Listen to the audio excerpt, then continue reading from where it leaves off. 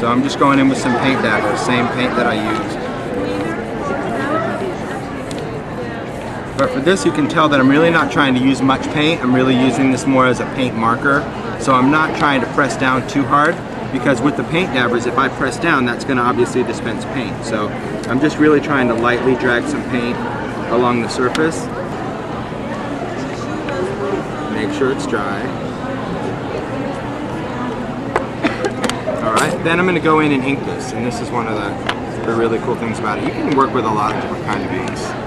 Alright, then I'm going to go in with a little bit warmer color. Let's take some vintage photo.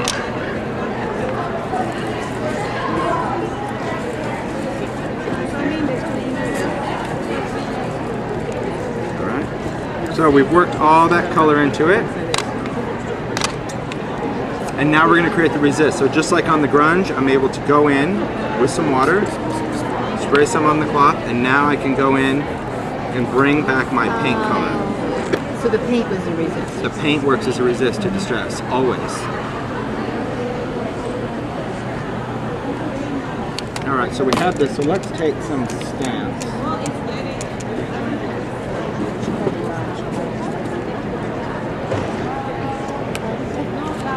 Take off a stamp.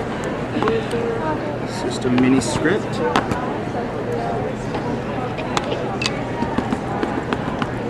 Take some distress.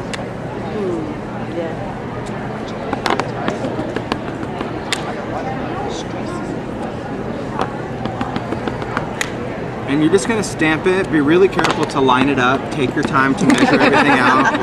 Space it out. It's funny because everyone does that. Everyone's just like don't overthink it. Visual center, go. Alright, so we've also stamped with distress. And this is the thing to remember, especially when you're going to create kind of a collage tag like this. And that is that the paint will always work as a resist to distressing. So even though I've stamped over it, I can now go back over it with some water, and now it's just going to resist just where that paint is, but it's going to keep my text where it isn't. So now my text is all of a sudden feathered in the background. Let's add some accents. Let's take a little bit of grunge, some gold. We're going to work with the gold mixative. I'm very neat. We knew that. I'm so Now you could have worked with a metallic dabber if you want to. One of the things I like about the alcohol inks on grunge, or especially the mixatives, is that they just dry right away. With paint, you have to use heat. The paint, you'd have to dry it, but this, if you notice when I'm applying it, I'm kind of leaving areas that are just uninked, and that's because I can go back with distress and create a really cool antique gold, because wherever it's exposed, it's going to stain it with that color. So now it just became this really great tarnished gold ornament. Yeah, and that's so easy.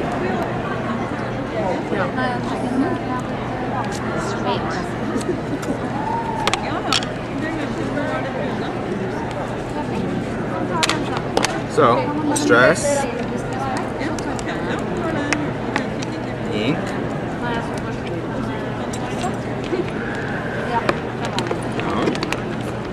yes, perfect pearls with distress. So this is distress re-inker, perfect pearls, and water in our mini mister. See when it dries? Very pearly. Yeah. Very shiny. Why don't you just show you? But then I can still go in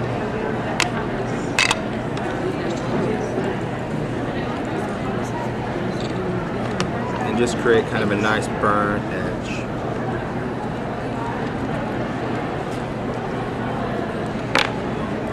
And because it is grunge,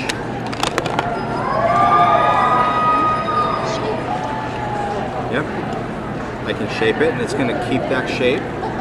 Just a small amount of perfect pearls and the rest water.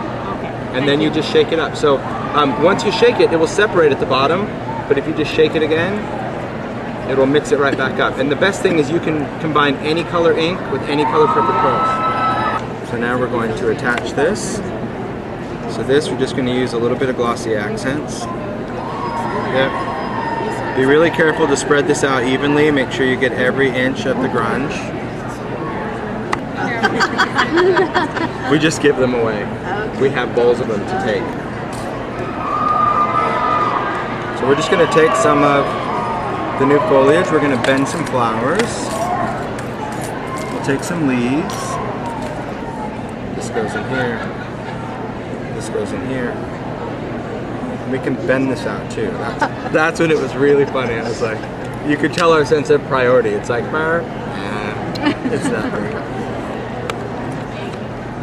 This is one of the things I really like about the new embellishments is that, you know, I think you can add a little bit of sophistication with a kind of a grungy look. And,